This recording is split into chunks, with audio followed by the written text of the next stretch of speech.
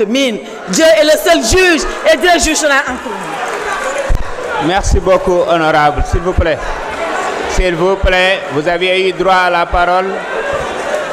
Vous aviez eu droit à la parole, on vous a écouté, laissez les autres prononcer leur discours. Honorable Aïb Dafé, vous avez la parole.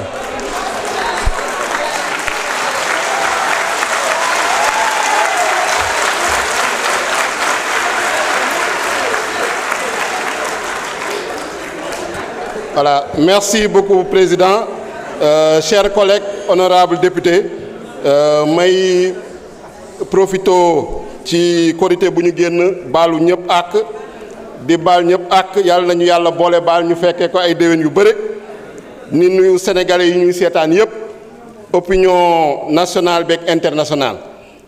Monsieur le Président, je suis un peu déçu parce que dama ñëwoon yaakaaroon ni dafa amoon ay argument parce que loi bi am na ñu ci ànd am na ñu ci àndul mais dama yaakaaroon ni ñu ci àndul dañuy indi ay argument de fond wala ay argument de forme mais ñu fi wax yépp la loi interprétative elle est illégale, elle n'est pas interprétative, elle modifie. Ils n'ont apporté aucun argument, cité wuñu benn article waxuñu loi bi lan la violer. Donc c'est de purs envolées lyriques, c'est de la prose sinon de la poésie, mais ce n'est pas du droit, ce n'est pas, vous ne faites pas office de législateur. Il faut être sérieux, il faut être rigoureux. Si on prend la forme et l'unité d'AFNI, c'est pour éviter en réalité de répondre à une question de fond qui est toute simple. Est-ce que vous êtes pour ou contre l'impunité sur les crimes de sang? Et ça, notre collègue Amadouba a pris l'initiative de dire qu'il est contre l'impunité sur les crimes de sang. C'est ce que Pastef, lors de la 14e législature, dans le groupe Yewwi Askan Wi également, avait prononcé pour dire qu'on est contre l'impunité sur les crimes de sang. C'est pourquoi nous n'avons pas voté la loi d'amnistie de 2024. À l'époque, la présidente du groupe parlementaire qui s'est présentée tout de suite ici était la promotrice de la loi. Et c'est elle qui a, en tout cas, entretenu l'ambiguïté et le flou qui ont justifié aujourd'hui cette loi interprétative. Parce qu'il n'y a pas de loi interprétative sans flou, il n'y a pas de loi interprétative sans ambiguïté, il n'y a pas de loi interprétative sans obscurité.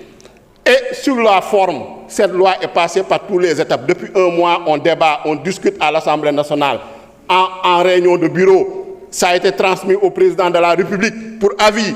En conférence des présidents, on a fixé la date. J'ai vu un collègue non inscrit qui dit qu'il n'était pas au courant de la date de la commission. C'est de la légèreté. En conférence des présidents, les non-inscrits sont représentés. Arrêtez votre cinéma, vous êtes des absentéistes. La plupart des opposants qui sont présentés ici, pour en tout cas faire du show, faire du cinéma, n'étaient pas présents en commission. Ils étaient absents comme toujours. Vous ne respectez pas les Sénégalais qui vous ont mandaté. Même si vous êtes passé au plus fort reste, vous devez respecter les 25 000 personnes qui ont voté pour vous. Je pense que c'est ça le rôle d'un législateur. Toujours sur la forme, on dit qu'on ne s'est pas concerté, on n'a pas dialogué. J'ai entendu quelques organisations de la société civile.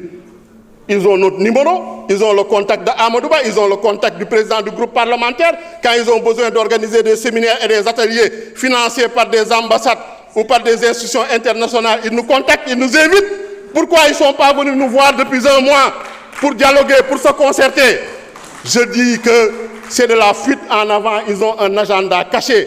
En tout cas, la vraie société civile, les victimes, les détenus, les organisations sérieuses qui travaillent et qui ont documenté ces crimes de sang en 2021 et 2024 approuvent cette loi, cette proposition de loi interprétative.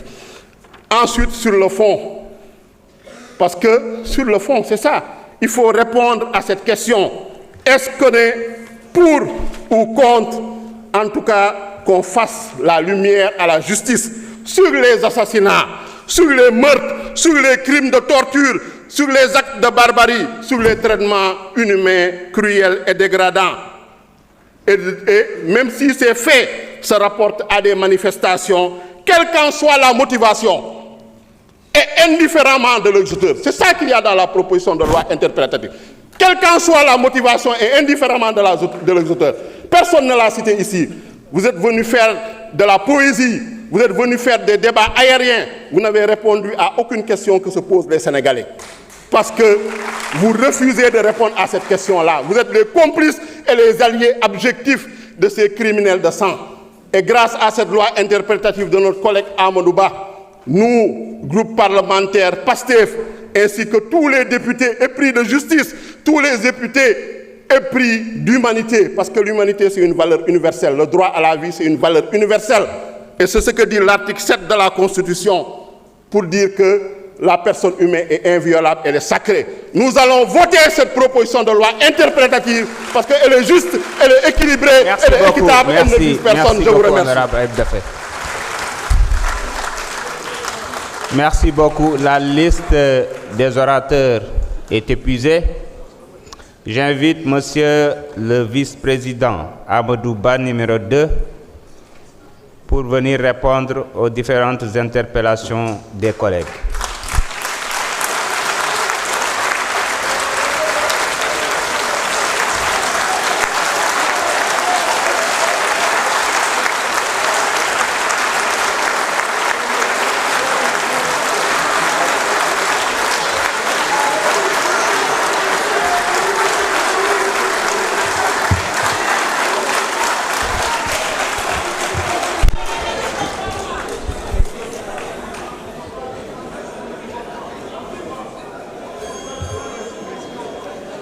أعوذ بالله من الشيطان الرجيم بسم الله الرحمن الرحيم والصلاة والسلام على رسول الله السلام عليكم mbooloo mi. Monsieur le Président,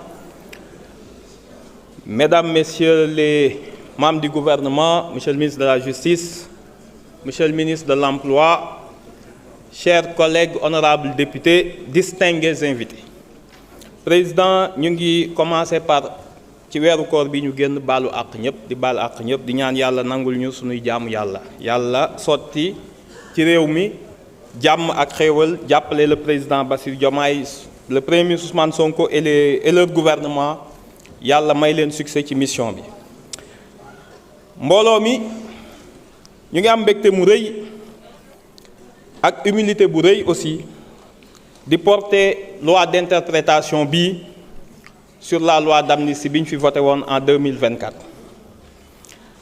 damay am d'abord une pensée di ñaanal maître Khoureychi Ba comme niñ ko fi waxe woon mu nekkoon nit ku baax bokk ci pool d'avocats yi nga xam ni bi réew mi jaxasoowee dañoo jëlal part peuple bi ak ñi nga xam ni ñooy les plus démunis mu nekkoon ci ku ñu ràññee ñu ñaan yàlla jéggal ko xare ko àjjana.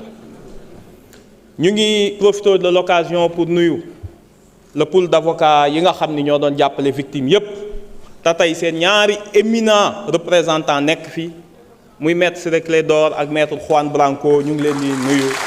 et à travers vous le pool d'avocats ji Bamba Cissé jiite kook ñoom maître Macodou Ndour ak ñoom ñëpp ñu ngi leen di nuyu ak maître Sow. tey dañuy am une pensée d'abord pour ñi nga xam ni ñàkk nañ seen bakkan ci xeexal seen réew pour la liberté.